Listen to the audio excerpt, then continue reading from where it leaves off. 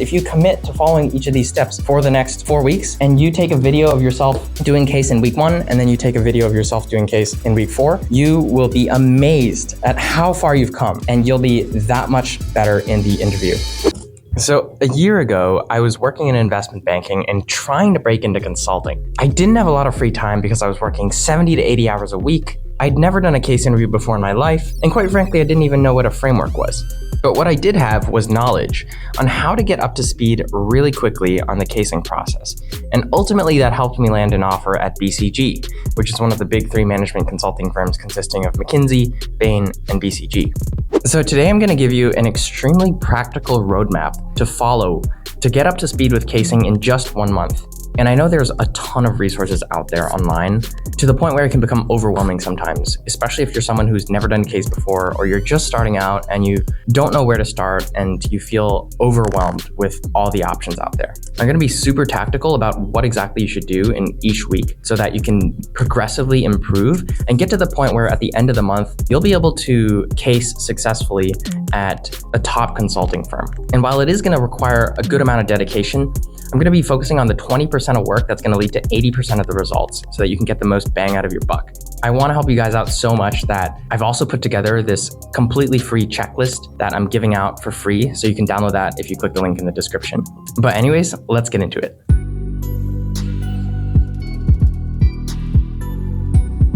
So what we have here is a 4-week roadmap of things that you should do if you want to be much better at casing in 1 month. So let's walk through each stage. So in week 1, the first thing that you want to do is you want to read a book called Case Interview Secrets. It's written by a guy named Victor Cheng. He's a former McKinsey consultant, and he really knows his stuff. And I swear by this book. I personally have read a lot of mainstream casing books out there, and I think it's much better than something like Case in Point. And the reason why it's better is because he's going to give you a very good primer on what a case interview is, why consulting firms use case interviews to assess candidates, and how, as a candidate, you can succeed in the case interview. And he's going to bring up a very important concept called hypothesis-driven problem solving, which is critical to not just the case interview, but also the job when you do join full-time. So read this in the first 1 or 2 days. If you're a fast reader, you can probably do it in a day or 2. If you're slower, maybe 3 days. But read this first before you do anything else. And then the second step that you want to do is you want to start watching cases on YouTube. And if you've never seen a case before, this will be super informative for you because it's going to give you an idea of what a case should sound like. And you'll begin to quickly realize that there's a specific cadence to each case. It always starts with one question that's very ambiguous and open-ended. Something like, so we have this company, they make this product, but they haven't been seeing any profit. And why? What are you going to do about it?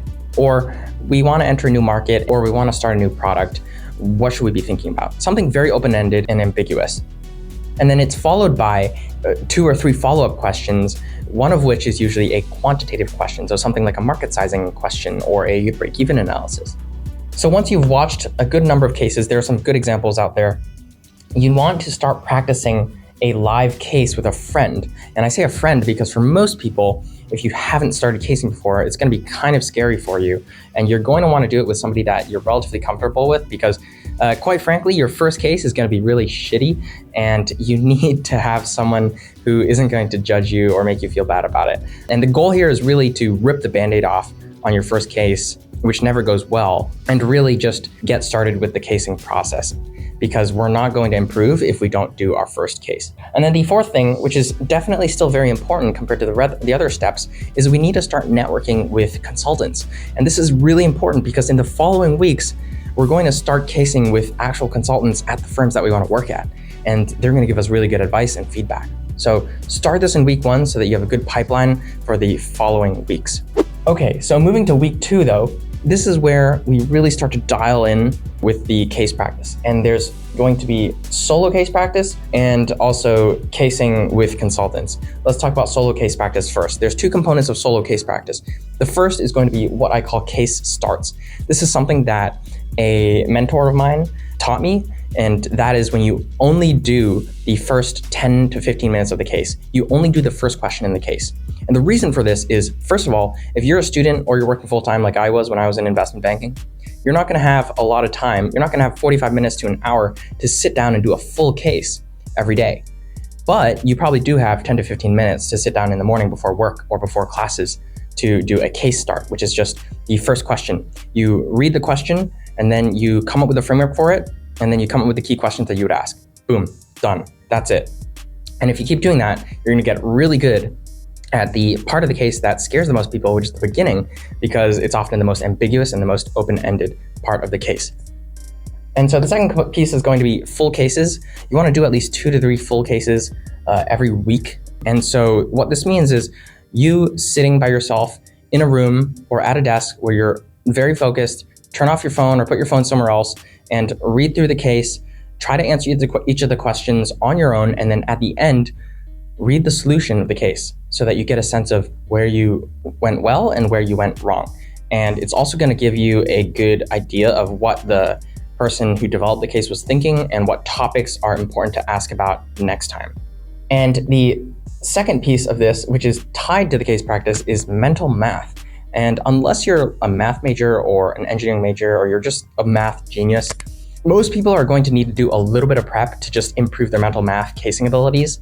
I certainly had to do that when I was starting, even though I was working in investment banking and looking at numbers all day, because mental math is very different from using Excel or a calculator. So one resource that I highly recommend you use is Rocketblocks. Rocketblocks is an online website. They basically just have a ton of drills and mental math tips and tricks for people who are interviewing for consulting and tech. And I personally found it to be super helpful just doing 10 to 15 minutes of mental math drills every day, because you need to get very comfortable dealing with numbers that have a ton of zeros behind them, and also working with percentages. Step 3 in week 2 is case with a consultant. So we've been reaching out to consultants, right, since week 1. And at this point, we should try to ask somebody to case us. And again, we're going to be super nervous, but we have to come into it with a mindset that, okay, we're here to learn and to get feedback, and it's a low stakes environment. It's not the actual interview. So you're going to case with a consultant, do a full case with them, and then at the end, you need to seek feedback. And this is critical because you will not improve if you do not seek feedback. I don't care how many cases you do. If you don't do a single case with feedback afterwards, then there's no point, because you're not going to improve. You're just going to be beating your head against a bush and making the same mistakes over and over again. So you need to seek feedback aggressively and ask them afterwards, hey, what did I do well? What did I do wrong? Do you have any tips for me? Moving to week 3. So by now we've probably got a pretty good cadence of case practice, and we're getting more comfortable. We're feeling good about this. We think we can do it. And so we're going to continue practicing and doing everything that I just talked about in week 2. But we're going to introduce something new now, and that is recording and filming ourselves. And this is something that I'm surprised more people do not do, because it's one of the highest ROI activities that you could possibly do for interviewing in general, because recording yourself allows you to see and hear how you actually sound and look to the interviewer. Because what most people don't realize is you have this idea in your mind of what you sound and look like, but in reality, it's very different from what people actually see and hear. I mean, just think of how many times you've taken a picture or video of yourself, and then you look at it and you're like, whoa, that's what I look like? Yeah, well, the same thing applies to when you're interviewing. So make sure you're recording and filming yourself to see how you look and sound. And you're going to continue doing cases with consultants. Again, as I mentioned, this is just the most important piece of the puzzle here. It's going to help you improve in the shortest amount of time. And then there's going to be a fourth piece here, which I'm going to call a strengths and weaknesses audit, which is during or at the end of week 3, sit down, take out a piece of paper, and write down, okay, what are my strengths and what are my weaknesses with casing? Maybe I'm really strong at coming up with frameworks and dealing with ambiguous questions, but maybe I'm really weak at quantitative problems, things like market sizing or mental math. I suck at it. So come up with a list of things that you need to improve on, and that's going to be the focus of week 4. So in week 4, this is where we really want to hone in on our weaknesses and improve on those areas, because we don't want to continue doing cases that we're already good at, right? There's no point in continuing to do market sizing if you're amazing at market sizing, but then you suck at product entry. You should be doing the types of cases that you know you don't like, or that you haven't been able to do as well in the past. We want to continue casing with consultants, as I mentioned, and getting feedback. And the goal here in week 4 really is to continue building confidence through repetition. The way that we're going to do this is we're going to keep casing, but we're going to try to continue casing with new people each time. And so hear me out on this. Every time I hear someone say, oh, I did like 70, 80 cases and then I got into McKinsey, my question for them is, did you do 70 or 80 cases with the same person, or was it 70 different people? Because there's a big difference between the quality of those two samples. If you do a case with a different person each time, that best simulates being in the interview room, being cased by somebody that you don't know very well and in a situation that makes you very uncomfortable. Again, we're trying to expose ourselves to uncomfortable situations so that come the interview, we will be ready to nail the case even if we're nervous. Okay, so that is the full roadmap of the 4 weeks. And I guarantee if you commit to following each of these steps for the next 4 weeks, and you take a video of yourself doing case in week 1, and then you take a video of yourself doing case in week 4, you will be amazed at how far you've come, and you'll be that much better in the interview. Anyways, that's it for this video. If you found it helpful, hit that like and subscribe button, and I'll see you guys in the next one. Peace.